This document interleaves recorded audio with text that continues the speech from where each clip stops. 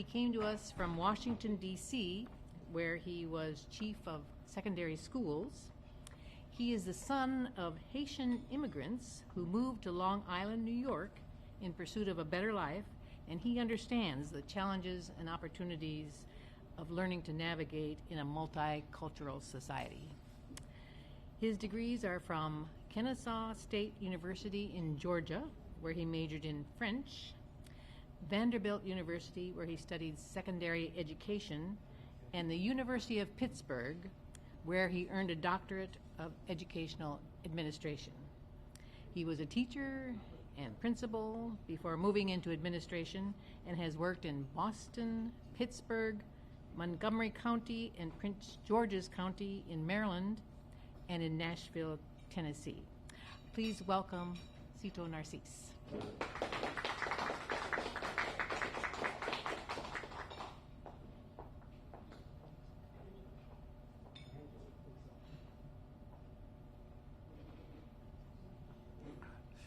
Hi, good afternoon. Thank you for the opportunity to come and talk to you just about our work and our work at EBR schools. Super excited to be here. I tell folks, I see our school system and our city as untapped potential. And we have so much good things going on in Baton Rouge, and our goal in the school system is to be able to connect those things, have families choose us for our work, and be able to become a partner in trying to improve our school system together in this city. Super excited about the number of things that we have going on in EBR. As you can imagine right now, we're getting ready for the school year coming up. But I tell folks that over the summer, we still do work.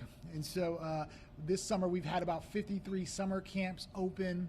We've also have had athletics that we've opened up for kids starting in elementary school, which is the first time in East Baton Rouge to do that. We've also been doing a lot of different things in our city, and I'm just excited about the amount of potential that we bring to the table in doing that work, and just excited to be able to share that with you this afternoon. As you can imagine, going in the fall, there are a lot of things that we have coming up in the fall. One is that we're working tremendously hard with our families, that we're engaging in parent engagement, teacher professional development. We're working also with school leaders over the summer as they start off to help prepare our school year. We've been also doing things such as improving our school website. We're having applications so parents can have more access to programs. We've also put together a lot of things around our COVID protocols, so we can be able to make families feel safe going into schools. School leaders and ourselves will be working together starting on July 19th to go through all the protocols and necessary things, even though the governor has shared where protocols has been as a state. We as a school system are working together to make sure that we make our families feel safe when they come to our schools, to be able to help them with their needs and their community. A couple other things that we've had going on as well that we're super excited about is the expansion of pre-K. We have almost 6,400 students that have been a part of our universal pre-K. We've been expanding plus 1,000 something more seats than we had from the year before. If many of you have known, I've been talking a lot about trying to make sure that we get early childhood education as a part of our DNA in our school system, because beginning to educate children do not start when they go to pre-K or kindergarten classrooms. They actually start from the time that they are born. And so our goal is to work with daycare service providers to be able to work and support our kids, to be able to get them to catch up as early as possible in the process of doing that work. We've also been very excited about what we call our Cradle to Career pipeline work.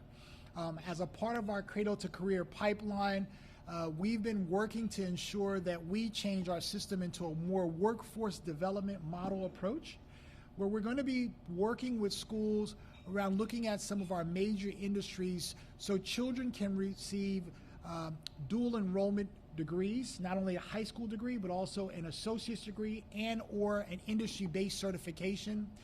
One of the things I learned pretty quickly since moving to Baton Rouge has been that many of the people who are born and raised in Baton Rouge or in the state of Louisiana, they stay in Louisiana. And so therefore, it becomes pretty easy to determine who are your future lawyers, doctors, construction folks, people who are working to build our city. And so we believe that it's important to design our school system in that way to help make our city even better and create a better workforce development in that work.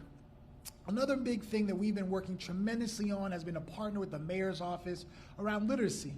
We believe that it's important to have children be able to read, write, and comprehend in a major way. And a part of our work has been to create a literacy task force where we're working around right now to create a system where we can have children to be able to read no matter where they are with different people in the city. And we're going to have more information to come out soon about that as we kind of work with groups like LSU, Southern University, BRCC, and other business partners as we're building that work together.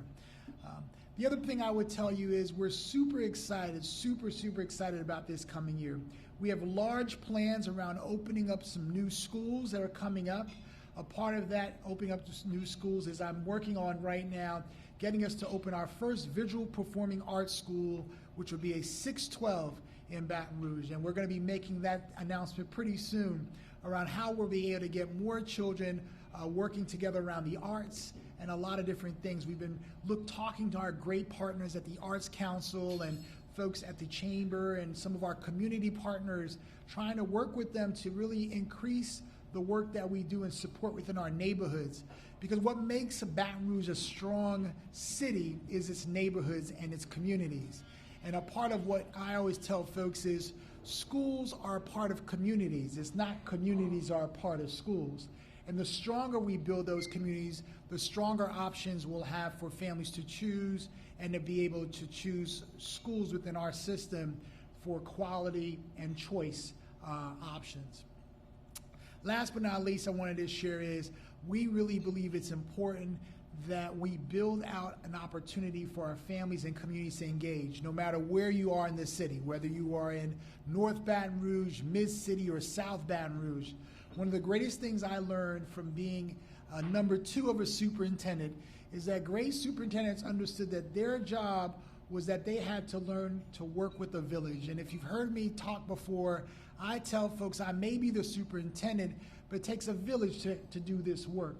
And I see myself as working to help coordinate and facilitate all of the opportunities for us to connect so we can be able to do some great work for our children in the city.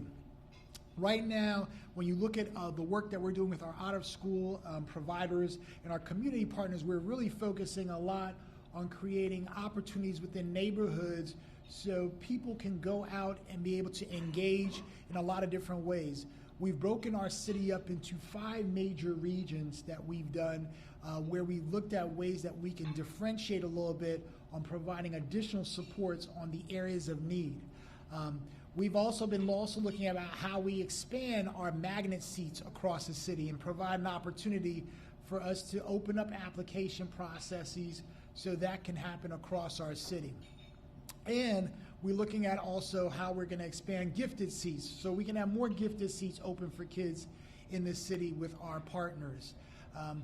I think that the biggest thing that we've learned the most is that with strong partnerships across sectors, including the community and faith-based and other partnerships, we can do a lot of great things, and that's what people are going to feel when we go into our work this particular fall around our work in the city. And so those are the major components that I had to share this morning with you concerning about all the work that we have going on. I will share this one tidbit with you. Every time I come, I get an opportunity to talk. People say, well, help me understand why Baton Rouge. And I say to them, help me understand why not. You know, as a city, it's important for us to see our assets. And I don't know if it's because I'm coming from a different place, What I learned pretty quickly is that we have a lot of great community assets in this city that we don't always maximize. And a part of what I see my work is to make sure that us as a school system and our children are maximizing our community assets like yourselves to be able to not only educate, but continue to help shape the education of our kids who are going to be the next us, right? As I shared before, we're pretty clear who are the next population of children of Baton Rouge. Because, like I said, many of us that grow up here, they stay here. And so it means that you can design who are going to be the next journalists and the next mayors or the next doctors, lawyers, engineers. And that's kind of how I see this work moving forward. And so I look forward to any questions you may have or anything you like to engage with. But I thought I'd at least give you just a tidbit of all of the good stuff that we have coming down the pike starting in August. And we're kind of working through that right now. Yes? So you mentioned utilizing the assets within the community to help accomplish your plan. What about what have you found to be the biggest challenge in utilizing the assets within the system that you're now running? Mm-hmm. Meaning people, how it's structured, how y'all historically, how the school system has historically put its plan, whatever that plan may be, in place. Is there one particular roadblock or all that you see has to be broken through to create change so that your plan can get through? Yeah, I don't know if I would call it a roadblock more than I would call it trying to give a different roadmap. I think people only know what they know. And if you're only exposed to what you only know, then at times it becomes a challenge to see other possibilities, right? And I think that what we're trying to do when I think about us creating our strategic plan and we're doing different things is to get our folks to think a little bit differently and to say, folks, when you see our community and the different opportunities, how do we get the folks within the community to engage within what we're doing to be a part of the process? And I think that's the shift. Because I actually find people to be really great here. I tell folks, they always ask me, how is it here? Are people great? I said, this is a great place. I mean, it's also a great place where you gain a lot of weight pretty quickly, I've learned. But the reality is people know what they know. And so trying to work with them to provide opportunity to see, here's a different way that you can actually get to the same goal. Because everybody wants children to be educated. But, getting a little bit of, giving a different mindset around that work or connecting with people a little bit differently, I think those are the big questions. And also, how do you make people feel that it's an opportunity for them to engage and help families feel like they can navigate with you in that process? And so I think that's where, if you ask me about where the roadblocks are, that would be kind of where the mindset shift has to be. I don't find it to be the people, the internal people, or the system itself. I mean, every system is designed in a particular way, whether it's designed in a good way or a bad way, however you want to frame it. I think the big conversation is how do you shift that? And I've found people to be willing to make shifts and changes. I don't know if because I'm the new guy that came in, they're open to that, but I haven't found a lot of roadblocks. I actually found people wanting things to be different, but they also want to be able to see that vision and understand what does it mean for them and how do you walk side by side with them to do that work. Yes? I think something on a lot of people's minds is in the era of COVID, what this new school year is going to look like. Can you shed any light on what those protocols are going to be like? Yeah, great question around the protocols for COVID. So a couple of things that are making some change. We follow the guidelines that the governor has provided. Instead of 6 feet, will be more 3 feet. We've also talked through about, cleaning. Those things are still going to happen. Kids still have to wash their hands. We've been talking through about how do we go about temperature. Currently in schools, we have machines where you can walk in and take temperature. So schools, we're working through with schools around specific guidelines around that, but also trying to bring back a sense of normalcy, I tell folks. Because, as you can imagine, we've all kind of gone through this trauma together and trying to make that shift. It's been a very, very hard year for our teachers trying to do, we call it simulcasting, where they had to teach half of a class in a classroom, but also teach through a camera where they have kids at home. And so what we've done now is that we've actually told families and communities. I made an announcement a few weeks ago about families. We want kids to come back full in person, but we also opened up a virtual school where it's pre-K to 12 with a magnet component for parents who still feel a little uncomfortable to be able to participate in that. And so some of our protocols around things that we're going to keep is still your washing hands, going in, getting checked. Those components are still going to be there, but we'll make a few shifts around, how close you can be to each other. As you can imagine, children who are like first or second grade or kindergartens, them trying to stay close to each other, I don't think they followed any type of COVID rules, but trying to work with teachers on how to create space for that has always been a big challenge. But I think we're becoming more and more comfortable with that. Principals in the week of July 19th are going to be all together with them.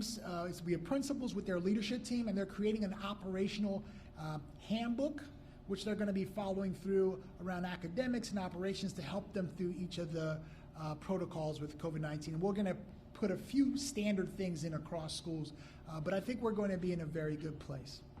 Are you going to be requiring face coverings still in all of the schools? Yeah, we've decided that we think it should be more of a choice for that, not necessarily just a requirement. So, in some communities they want to do that, others not. And so right now where we're standing on that issue is to look at it as a choice. Unless something changes, we've been working tremendously hard with our health advisory committee, which consists of our public health officials in the city from the mayor's office, as well as doctors from Our Lady of Lake and other medical areas to help advise us on all of our protocols and everything we've been doing. So it's been a really great experience to engage with them, and also give us opportunity just to look at the overall health of kids across our city. And you mentioned that families had the option to sign up for a virtual hybrid option. Are there going to be some teachers dedicated just to the virtual aspect? And do you also know how many students signed up for that? Yes, there will be. As a matter of fact, families have signed up. I think it's about 450 families currently that are in the virtual option, and we have an entire school dedicated for that alone. If a parent does not want to send their child in person, we will give them the option to be in the virtual school, and then we will go from there. Do you know the percentage of your teachers or educators that are vaccinated? Are you asking those questions of them? Yes, we monitor that consistently. I don't have the percentage number with me right now, but we have been on target pretty much close to just above half of our teachers, but I don't want to give you a number that is not accurate right now. But we've been moving pretty tirelessly around making sure our staff gets hired. As you know, we have about 6,000 employees, about 3,200 teachers in the school system with paraprofessionals and other educators, and pretty much majority of them have been getting vaccinated. And then as for students, we've been working right now with kids that are about 12 years old and up to get vaccinated. They've been participating in that. We've also been doing different partnerships with different community partners across the city, from South Baton Rouge to North Baton Rouge, to provide vaccination for children. Yes? Can you give us some insights into why you had such a tussle with teachers to get them back into the classroom earlier? Yes. So as you all know, I started one of the part of our program was Smart Start, which was to get kids back acclimated back into school. And in my engagement at the town halls, and also engagement with a lot of different families and community folks, what I heard pretty clearly was teachers were exhausted. And as you know, we're not the only district in the country with the exhaustion. And for me, what was important was trying to get more days for kids in school, because not all the children were able to go into school. I mean, I had listened to a lot of people who actually wanted more than 8 days, but I thought that was important to figure out how we can get kids back to acclimate back into school. And I think that was where the challenge was a little bit. So I heard the feedback, I engaged with folks, and I said, okay, can we put those days in the calendar so we can still get to the same goal? Because the goal wasn't about teachers coming back only early, but the goal was about providing more days and opportunities for kids to be in the school, and that was kind of what we did. So we ended up coming down to an agreement where we have teachers coming the first week in August back, Students will actually start on August 11th, and we actually have more days in the calendar. Our calendar is a little bit on the light side of days for schools than others, and so I'm a big proponent of wanting to have more days for kids in schools. That's kind of where we are. But I would also say, too, I'm also a proponent for us staying healthy and for us to be in a very good state. This year has been kind of unprecedented for many of us across the country, but I will say this, East Baton Rouge and the city has been very resilient in that because compared to some of my other colleagues I talk to in other parts of the country, they're not as far as we are, and so I think we should give ourselves a very good pat on the back on how we've been able to handle that moving forward. Yes? Dr. Narcisse. Hey, Charles. Back to some of the COVID stuff, there's some districts around the country, and there's been federal money made available for this purpose for doing some surveillance testing for COVID this school year. Is that something you are considering at any level? I didn't know if there were what y'all thoughts were on that. Yeah, so in terms of surveillance, our goal is to kind of continue. One of the things that we've been putting most of our funds into is air quality. And so how do we make sure we can put more money into that? We've actually used some of our dollars to do that in terms of looking at some of our systems in the buildings to make sure that air quality is at a much better rate. I don't have the exact number for that, but we did allocate a good amount of dollars for that to happen in our funds that we receive for relief from the federal government. A part of also in that process has been trying to invest as much in our, we call it, our fancy word is PPP, to ensure that we are still getting cleaning supplies and those type of things, because I think even when COVID is done, we still have to invest in protocols to keep our students safe and follow cleaning protocols and those things. I think that COVID has actually brought us into a space where we're even more mindful about that than ever before. And I also think our children have learned from that as well. And so it's just a process that we're working through in that space. But are you actually going to do any paid COVID testing for students or teachers this year? Is that even in the picture? When you say paid COVID testing, Like a hospital might do, there is money out there where the school district could have a regular surveillance testing to see how much COVID is in the school district. well, in our current protocols, we do test for that already. And when You test it to see you have symptoms, but not as a matter of course. It's like if there's a reason to test, you test. But this is beyond that. This is like a regular, do we have this? like a checkpoint, is that right? Yeah. Again, I've seen the state has put out information about districts have that ability to do some more on that front. I'm not sure if you guys. Yeah, we've been working right now with our health advisory committee, which includes doctors and nurses and other health officials, to put some protocols in place around monitoring to see where things are happening. I don't have those details in front of me right now, but I do know that we've been talking through about what the new protocols will be and how do we look at that in terms of an ongoing basis. Yes. The new mandatory kindergarten law that's going into effect, how is that going to impact you and what you're doing to prepare for that? Yeah, I was super excited about that, but I will say this. I think kindergarten was overdue. I'm in the early childhood space.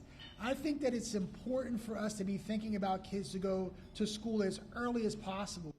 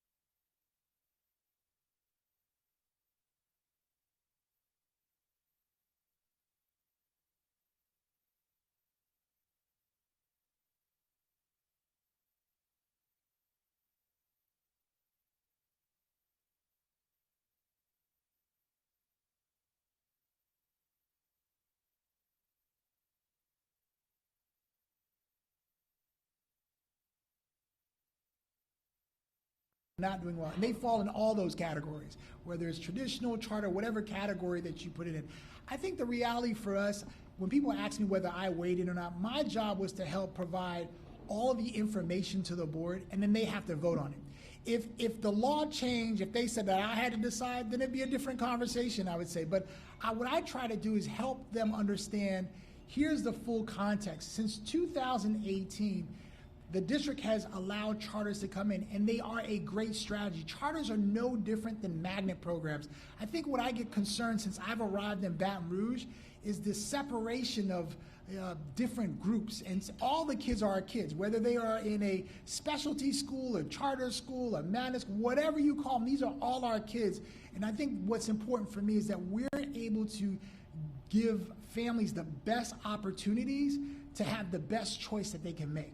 And I think that's kind of where I stood. I think the conversation where, do you like this or don't like that, or do you feel this and that, I tell folks, if the charter school provides a great opportunity, then great. If that school provides it, great. But I think that we need to see it more of the sum of all, and just not one strategy helps everything. And we need to have multiple strategies in our approach. So you touched on pre-K and putting a focus on that. So what are some of the key changes that you're trying to make in expanding, and what can families expect from that? Yeah, so some of the key things that we're doing is we're going to be working on trying to assess children across the system. We've been unifying around common benchmarks for all schools across our system, so there's better quality control. We tell folks, we should know how kids will perform before they get to a leap. We should know how kids are doing before they, be able to pre-predict how they're struggling in a particular area before they get there. So that's one space we're doing that. The other option is around curriculum, how we're kind of unifying some curriculum between our gifted schools, our magnets, and our traditional schools. We're working on some of those components right now as we lead. We've also put a lot of investment doubling down around literacy. I think it's important that we get to focus on more children reading across this city. See, I'm in a space right now where I want us to talk more about kids learning and how we can help them provide opportunities to be able to read and write and do those type of things as a city than we do anything else. And I think that those are the spaces that we're trying to do things. We've also looking at about how we're helping our families around parent engagement. We're putting much more parent engagement coaches across schools. One thing that we noticed in some of our investments was that people talked about, how do we only invest in particular schools, whether they're this particular grade or not. I think regardless of the grade the school's in, we should be able to provide support to them so they can be accelerating no matter where they are in the process. And I think that that's how we've been thinking about those investments. And you mentioned earlier, too, Parish being kind of broken up into 5 different little sections based on their different resources that they need. Can you kind of explain, the differences and what these different little regions are going to need to succeed?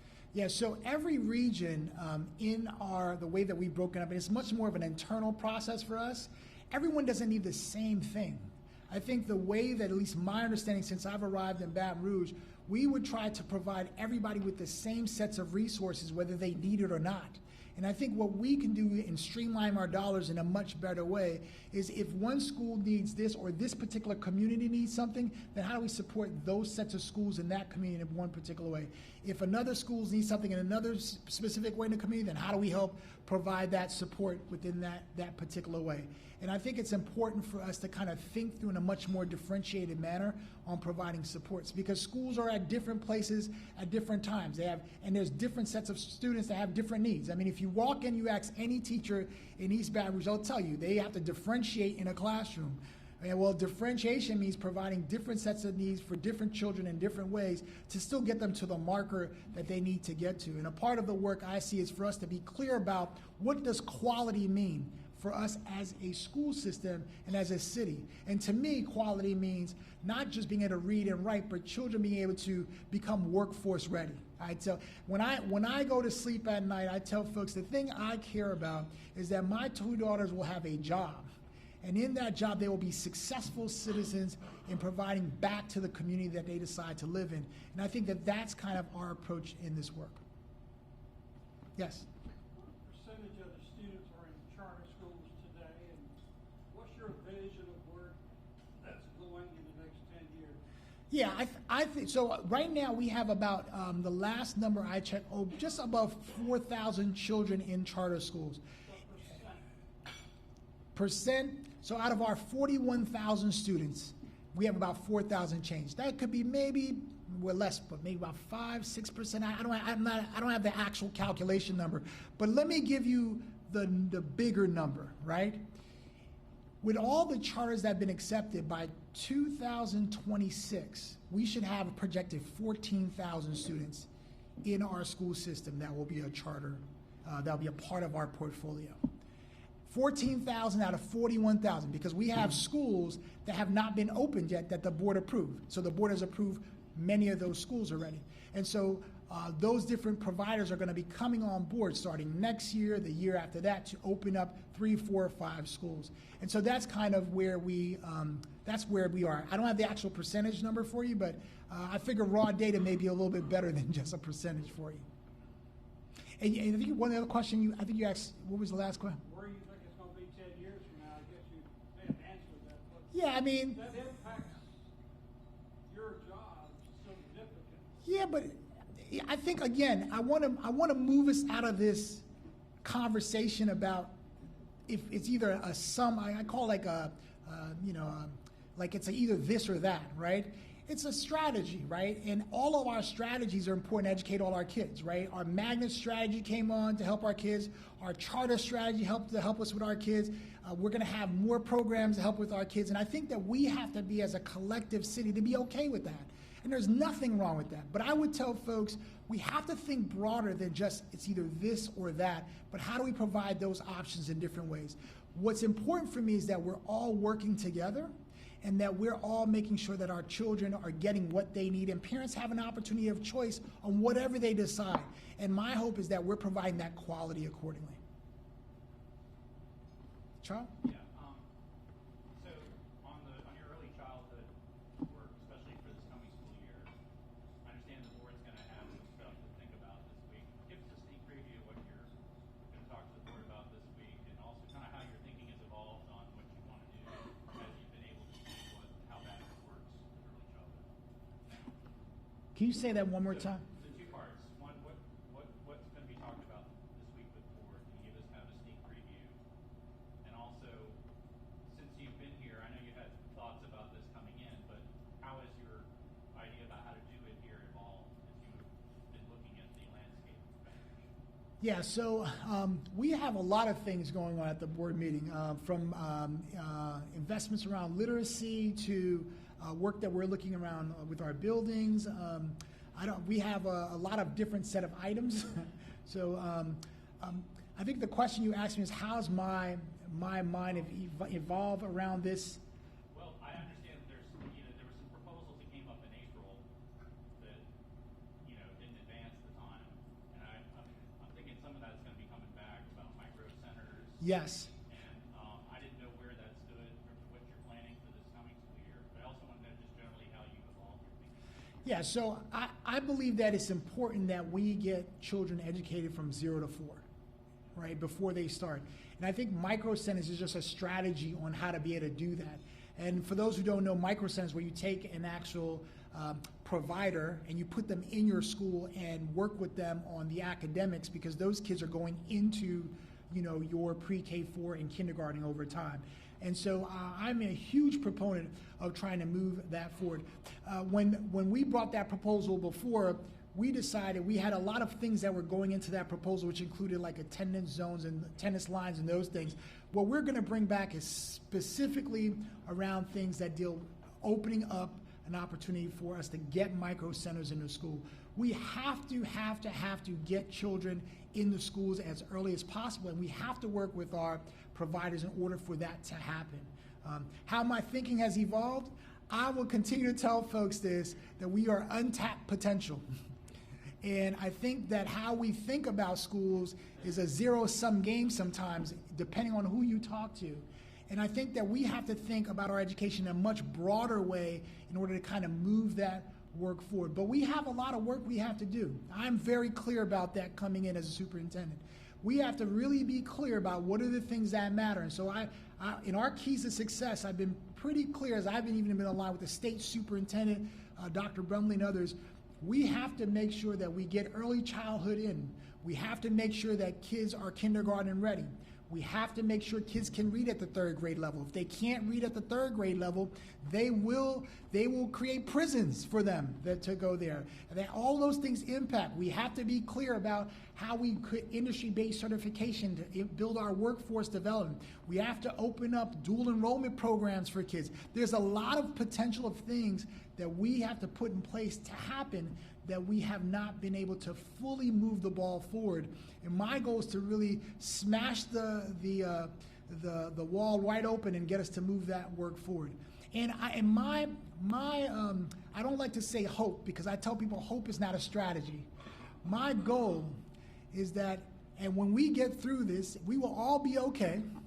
There will be an opportunity for all schools to be open, regardless of who they are and what they're focused on. Families will be able to come to us and feel that they have options. And we'll also be a really great city that will maximize the school system. There's so many things that we have in our system that I think we don't talk about. Or there's so many other things that people have been disappointed in. I think we have to be able to give them opportunity to see those things happen. I'm a natural optimist. You'll find that out pretty quickly. You have to be in this job. I don't think that Baton Rouge is in a place where it's so bad that we can't move the work to get better. I do think we have a lot of work to do in terms of focusing us around what matters the most and how to get opportunities for kids across this city. And I have yet to find a community that I have gone to talk to that said, hey, I don't want this thing to be better. Now, they may differentiate around what they think should happen, because as you know, I'm not the only superintendent. There are a million other superintendents that also live in Baton Rouge when I go and have conversations with them. But the reality is we have a lot of things going for ourselves that I don't think we have capitalized over time. And my goal is to get us to capitalize on those things. Yes?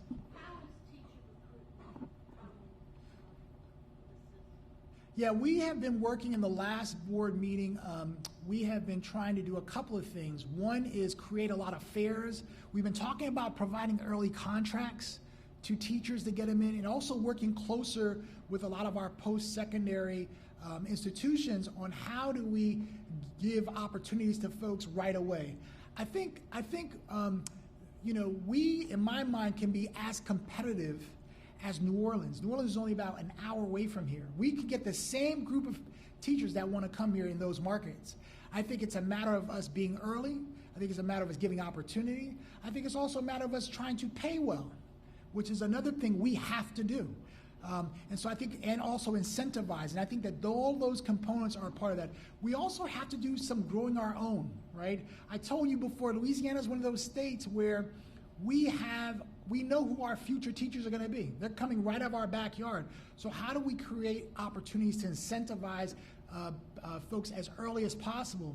A part of our Cradle to Career pipeline work is one of our opportunities as we grow our dual enrollment is to have a pathway for teachers. For if a child wants to become a teacher from as early as high school, how do we help them get a liberal arts associate's degree to start them in that pathway as soon as possible? There's a lot of funding that we have that we can dedicate to that, but we have to be able to create that pathway and get them to graduate early enough to do that, to get them in our program. There are programs across this country that are doing that already within their early college model. We just haven't done it yet, but our goal is to do it right away. I mean, we've started already to look at a specific 9th grade cohort that we're shifting to be a part of our dual enrollment program. Our goal is within the next 3 years is to have 100% of this system moving in that direction. Yes? During both virtual learning and the stressful pandemic, many kids fell behind. Are there going to be any special programs in this more normal school year to help catch them up? Absolutely. We've been working with school leaders looking at how their schedules are, looking about how they put accelerated components in their schedule. We are working with our providers where we're trying to get more after-school programs. This year may deal with a little bit more of extending the day on what that looks like for a child. Once the school day is over, going into a program. We're also going to be thinking about sharing data with our partners. So, for example, if I'm working with YWCA or YMCA or the Boys and Girls Club, how do we have a partnership so they can also see student data that we're getting when they take an assessment to see whether they're reading or writing, so they can help support within their own programs. So a lot of those components are how we're trying to work through those issues.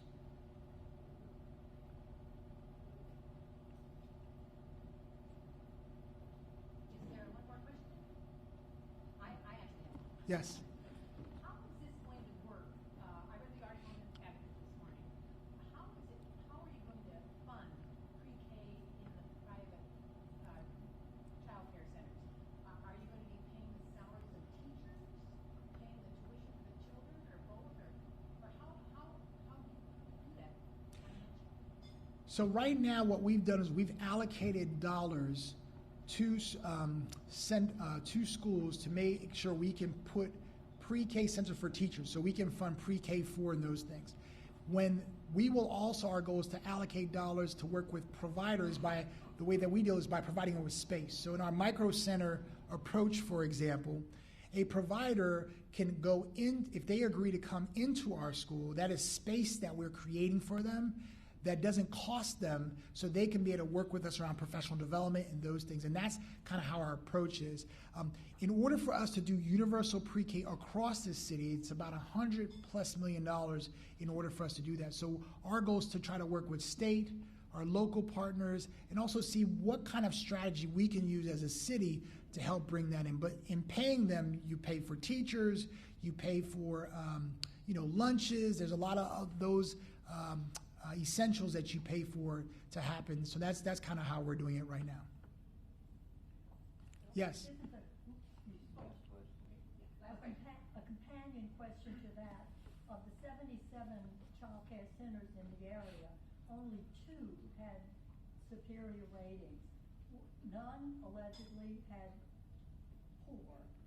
What were the ratings in between, and will the teachers be certified that are going to work with the children? Yeah, so all of those logistics are the pieces that we're working